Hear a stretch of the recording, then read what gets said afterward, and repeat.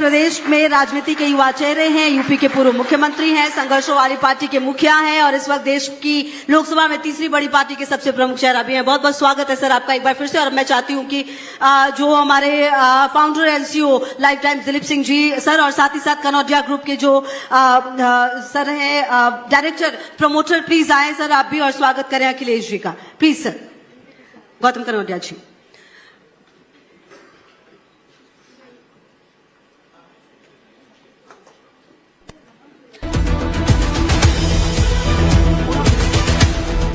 चाहती हूँ एक बार जोरदार तालियों से स्वागत, एक बार फिर से तालियों की गड़गड़ाहट कम नहीं होनी चाहिए लगातार।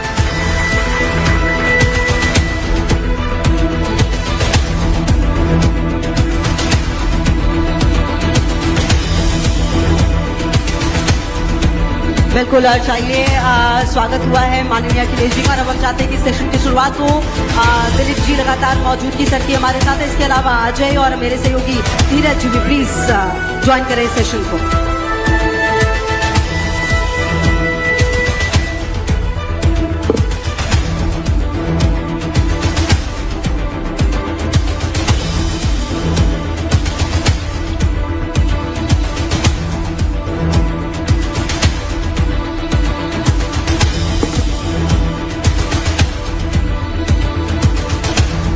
Hello check.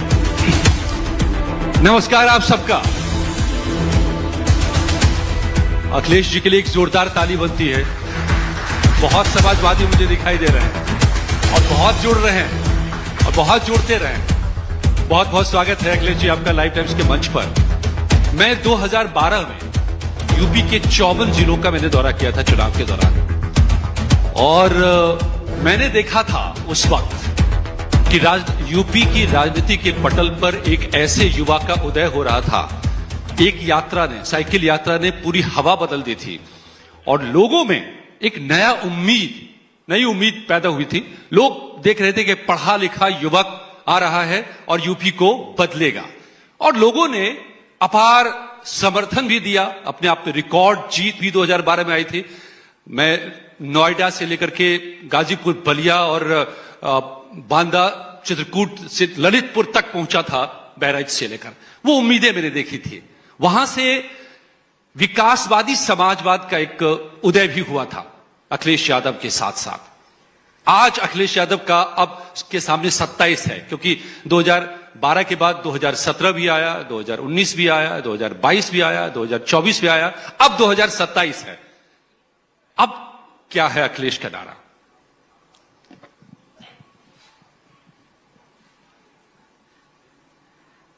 मैं सबसे पहले आपका धन्यवाद देता हूं कि आपने मुझे अपने शिखर सम्मेलन में बुलाने का और अपनी बात कहने का मुझे मौका दिया।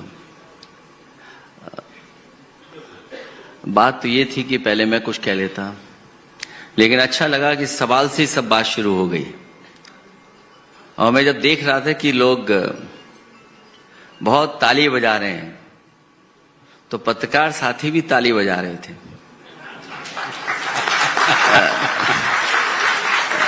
पत्रकार साथी सवाल पूछे तो अच्छा लगता है, ताली बजा करके अच्छा नहीं लगता। इसलिए मैं आपका धन्यवाद देता हूं कि आपका जो चैनल है लाइव, कभी कभी हम लोग लिव पढ़ लेते हैं उसको। आजकल तो कोई सच्चा लाइव भी दिखा दे तो एफआईआर हो जाती है उस पर। और कुछ लोग ऐसे खुदगर्ज लोग हैं कि जो दूसरों के दुख पे खुशी मनाते हैं। तो आपका लाइव है तो लाइव के साथ साथ लेट लिव भी हम लोगों को कहीं ना कहीं सीखना पड़ेगा। क्या बात है। पहले तो हम लोग ये पढ़ते थे might is right, might is right, जो हम लोग देख रहे हैं आजकल। अब राइट इज माइट है। और क्योंकि वो संविधान हमें रास्ता दिखाता है, हमारा लोकतंत्र हमें संविधान देता है, संविधान हमें रास्ता दिखाता है कि वो माइट इज राइट वाला अभी समय नहीं है, अब राइट इज माइट है। इधर तो मैं आपको नया चैनल, इसके लिए बहुत बहुत बधाई भी दूंगा, लेकिन इधर हम लोग देखते हैं कि एक नए तरह का गठजोड़ शुरू हो गया है, और उसको कभी कभी हम लोग अपने शब्दों में कहते हैं कि मुखिया और खुफिया, कि अंदर ही अंदर मुखिया से तार मिले होते हैं खुफिया के, पूरा इन्वेस्टमेंट वहीं से आ रहा होता है। तो हम ये कहते थे कि जिसका दाना उसका गाना, लेकिन मुझे खुशी है आपका लाइव चैनल है, इसमें वो बात नहीं आएगी जो हम लोग और चैनलों के बारे में सोचते हैं। और ये अवधारणा दिलीप सर की है। दिलीप जी बताएंगे कि ये लाइव की अवधारणा क्यों है, क्या है? नहीं, अखिलेश जी बोल रहे थे, पहले वो कंप्लीट करें, फिर मुझे लगता है कि ठीक है। सबसे पहले तो लाइव टाइम्स टीम की तरफ से मैं आपका हार्दिक अभिनंदन करता हूं, स्वागत करता हूं, और जो कीमती समय आपने हमें दिया है उसके लिए हम वाकई आभारी हैं।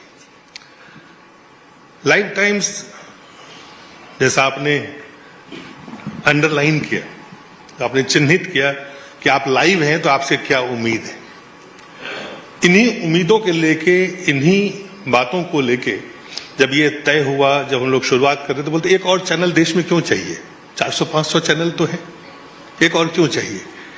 और जब हम बात करते थे लोगों से, तो लोग पत्रकारिता को, जैसे आपने कहा कि भाई आप ताली बजाने में अच्छे नहीं लगते, आप सच बोल ले, वही सवाल पूछने में अच्छा है, सच बताइए लोगों को। तो इसी मिशन को लेके, इसी सोच को लेके लाइव टाइम्स की शुरुआत हमने की है। और मुझे उम्मीद है कि जो बात आपने अंडरलाइन किया है, निष्पक्षता से आप सवाल पूछेंगे, निष्पक्ष आप रहेंगे और लाइव है, तो वो गड़बड़ियां नहीं होगी जिसका आपको अनुभव हुआ है। तो हमारी पूरी कोशिश यही रहेगी कि अपने दर्शक तक ये शिकायत कम से कम हम उनको मौका दें कि इस तरह की कोई हमारे ऊपर कभी भी, हाँ, पत्रकारिता में कई बार ये होता है कि जो सूट नहीं करता है तथ्य, सच तो कड़वा होता है, और कड़वा सुनना या देखना बहुत लोग पसंद नहीं करते। इसके बावजूद भी सच पे हम लगातार डटे रहेंगे। हमारे सहयोगी अजय झा और धीरज त्रिपाठी दोनों हैं। अजय जी ने शुरुआत की कि आपकी 2012 की यात्रा, और उनका आखिरी था कि 2027 की क्या है। अब तमाम निगाहें, नजरें इस वक्त 2027, और आप लगातार, आपने पहले ही ऐलान कर दिया कि 27 में आपकी क्या तैयारी है। तो हम अपने दर्शक को, जो खास करके देख रहे हैं, जो यहाँ बैठे भी हैं, ये 27 का जो मिशन है उसको अखिलेश जी कैसे देखते हैं, और उस मिशन के बारे में अगर आप बताएंगे तो दर्शक को इस माध्यम से, क्योंकि ये विचार का मंच है, आपके विचार बहुत अहम है, और इन विचारों का अहमियत रखती है लोगों के जहन में। तो सबसे पहले हम यही जानना चाहेंगे आपसे। मैं धन्यवाद देता हूं, हालांकि मैं वो बात वहीं पहुंच जाता। जहां तक यूपी का सवाल है, यूपी देश का सबसे बड़ा स्टेट है, देश का। और कभी कभी हम लोग ये सुनते हैं कि यूपी की पहचान नहीं थी पहले। सच तो ये है कि जो ये बोलते हैं कि पहचान नहीं थी, उन्हें पहली बार लोगों ने पहचाना ही 2017 में था, क्योंकि इस प्रदेश ने भारतीय जनता पार्टी को प्रधानमंत्री दिए हैं। आप क्या कल्पना कर सकते हैं कि उस प्रदेश के बारे में ये कहा जाए कि 2017 से पहले कोई पहचान ही प्रदेश की नहीं थी। इसी शहर से देश के अटल पूर्व प्रधानमंत्री जी चुनाव जीतते थे और देश के प्रधानमंत्री बने, 3 बार बने, और आज भी जो प्रधानमंत्री हैं वो इसी प्रदेश से हैं। तो पहचान तो थी इस प्रदेश की, और एक ऐसा प्रदेश जहां सब भगवानों ने जन्म लिया हो, उस प्रदेश को पहचान की जरूरत होगी। लोगों ने तो पहली बार तब पहचाना, कोई काला चश्मा लगा करके आए, तब पहचान हुई उनकी पहली बार।